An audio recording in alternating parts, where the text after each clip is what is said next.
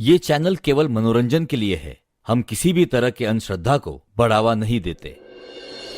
दिसंबर की हल्की गुलाबी ठंड में रात के 12 बजे पुणे का चिंचवड़ रेलवे स्टेशन खाली हो चुका था, क्योंकि पुणे से मुंबई के बीच चलने वाली ट्रेन मुंबई पुणे एक्सप्रेस आज 3 घंटे लेट थी। सभी यात्री धीरे धीरे कर दूसरी ट्रेन या अन्य साधनों से निकल चुके थे, मगर जतिन अभी भी वहां खड़ा ट्रेन का इंतजार कर रहा था।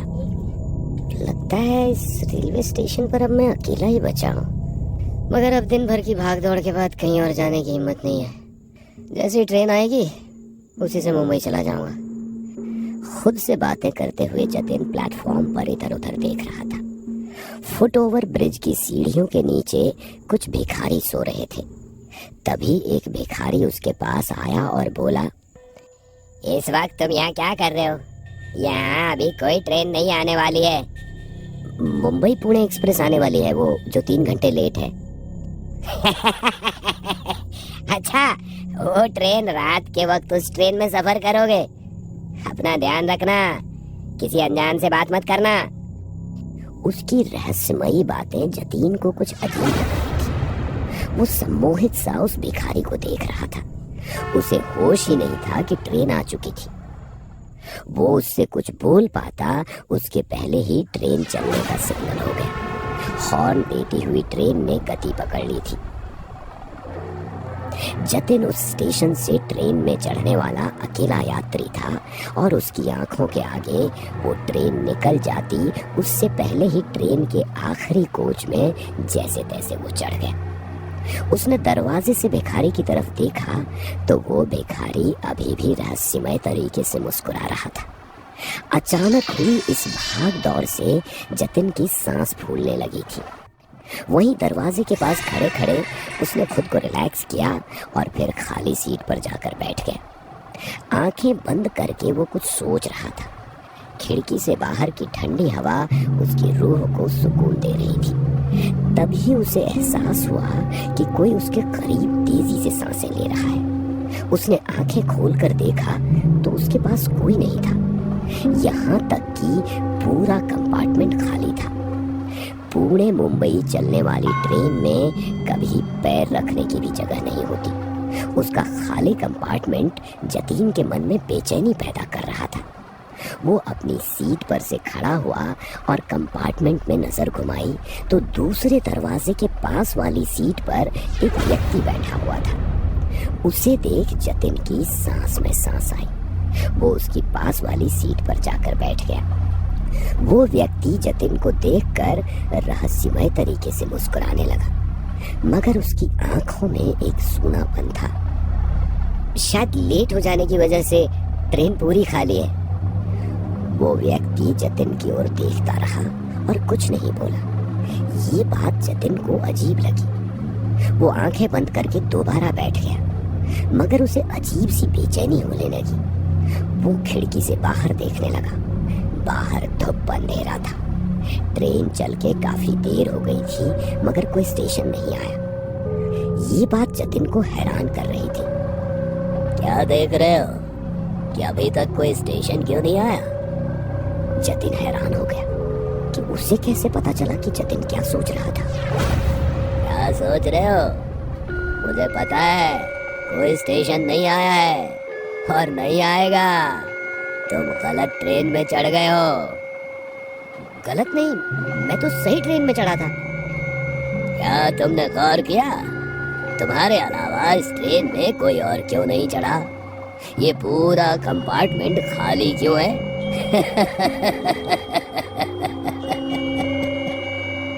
जतिन को अब उसकी बात पर यकीन हो रहा था। उसने गेट के पास खड़े होकर देखा तो बाहर सिर्फ अंधेरा नजर आ रहा था। दूसरे कंपार्टमेंट में जाने के लिए कोई रास्ता नहीं था। वो वापस अपने जगह पर आकर बैठा और उसने नजर उठाकर देखा तो उसके सामने बैठे हुए इंसान के सर से खून बह रहा था। उसका सर कुचला हुआ और आंखें निकली हुई थी। ये देख जतिन डर गया और उससे दूर भागने लगा। वो व्यक्ति उसके करीब आ रहा था। जतिन डरते हुए दरवाजे के एक कोने में खड़ा हो गया। उसकी आंखें बंद थी। तभी उसे अपने कंधे पर किसी के हाथ का एहसास हुआ। उसने आंखें खोली तो सामने वही व्यक्ति नॉर्मल तरीके से खड़ा था। क्या हुआ? इस तरह क्यों चीख रहे थे? कोई दिक्कत है? वो अभी मैंने, अरे आपका चेहरा तो ठीक है, अभी तो खून बह रहा था। अरे वो खून, वो तो बरसों पहले मुझे चोट लगी थी, उसके कारण तुम्हें नजर आया होगा। बरसों पहले की चोट का खून अब? हाँ, करीब 20 साल पहले इसी ट्रेन से सफर कर रहा था मैं। उस दिन भी ये ट्रेन लेट हो गई थी। प्लेटफॉर्म पर मेरे साथ 1-2 पैसेंजर ही थे। मैं ट्रेन में चढ़ा तो मेरे पीछे कुछ शराबी भी चढ़ गए।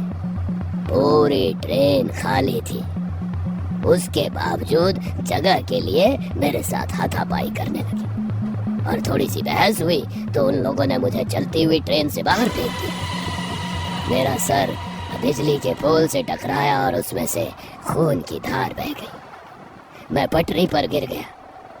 इसके पहले कि मैं खुद को संभाल पाता, एक ट्रेन धड़धड़ाते हुए मेरे ऊपर से गुजर गई। तब से मैं इस ट्रेन में उन लोगों को तलाश रहा हूँ। न जाने कब मेरी तलाश पूरी होगी। कहते हुए उस व्यक्ति के चेहरे पर मायूसी के भाव आ गए। वैसे आप कहानी अच्छी सुना लेते हैं। यदि आपके ऊपर से ट्रेन निकल जाती तो इस वक्त आप जिंदा नहीं होते। किसने कहा तुमसे कि मैं जिंदा हूँ? मैं तो मर चुका हूँ। कितना बेहुदा मजाक है। मुझे इस तरह का मजाक बिल्कुल पसंद नहीं है।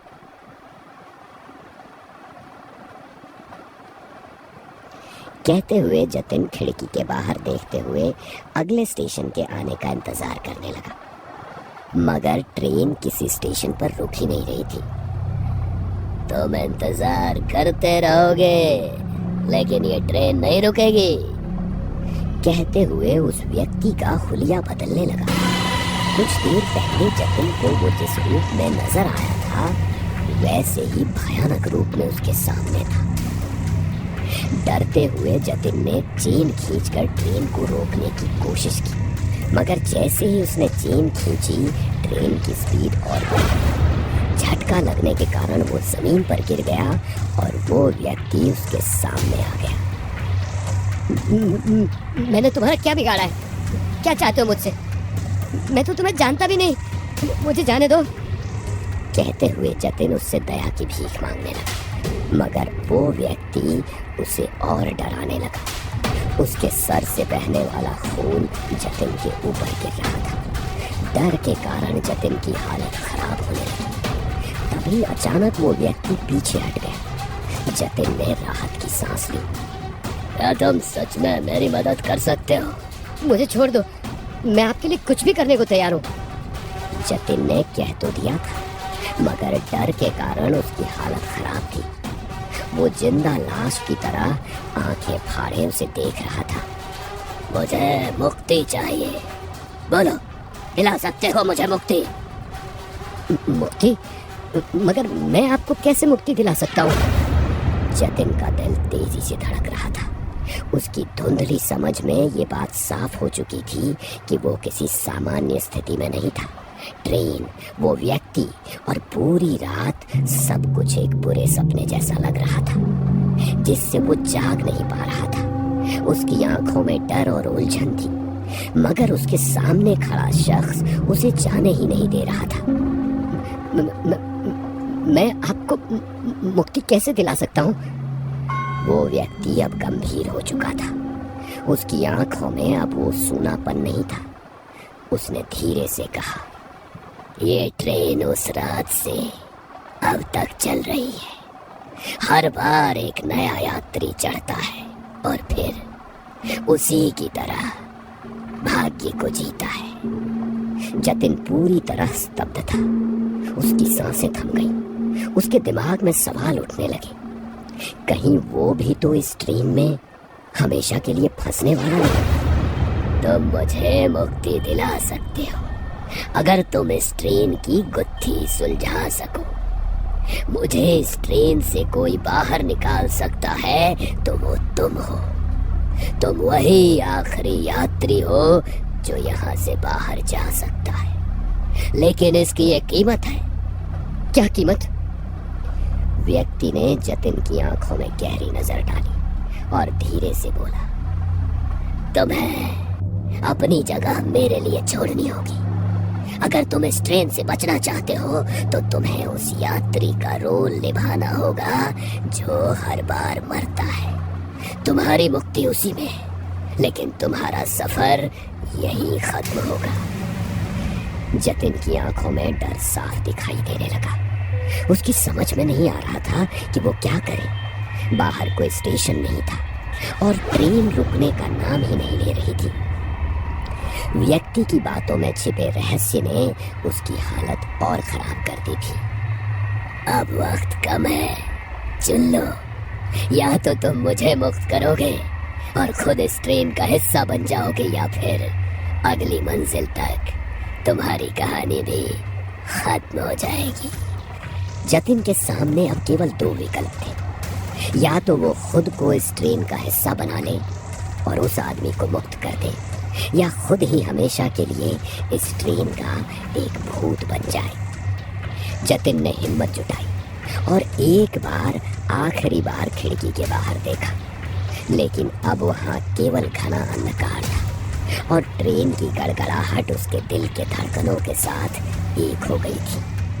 उसका दिमाग ठंडा हो गया था और वो धीरे धीरे उस अजनबी की ओर बढ़ा। ठीक है, मैं तुम्हें मुक्त करूंगा। जैसे ही जतिन ने ये शब्द कहे, ट्रेन अचानक रुक गई। घबराहट के बावजूद जतिन ने महसूस किया कि पूरा कंपार्टमेंट एक ठंडी हवा से भर गया था। वो व्यक्ति मुस्कुराया और धीरे धीरे हवा में घुलने लगा। अब तुम इस ट्रेन के नए यात्री हो। मुक्ति तुम्हारी भी आएगी जब कोई और इस ट्रेन में चढ़ेगा। जतिन अकेला खड़ा रह गया। ट्रेन के दरवाजे खुल चुके थे, मगर अब वो जानता था कि वो यहाँ से कभी नहीं निकल पाएगा। अगले स्टेशन पे कोई नया यात्री उसका इंतजार कर रहा था और एक दिन शायद कोई और उसकी मुक्ति की कीमत चुकाएगा। ट्रेन फिर से चल पड़ी, मगर अब जतिन जानता था कि इस सफर की कोई मंजिल नहीं थी। बस इंतजार था अगले यात्री का।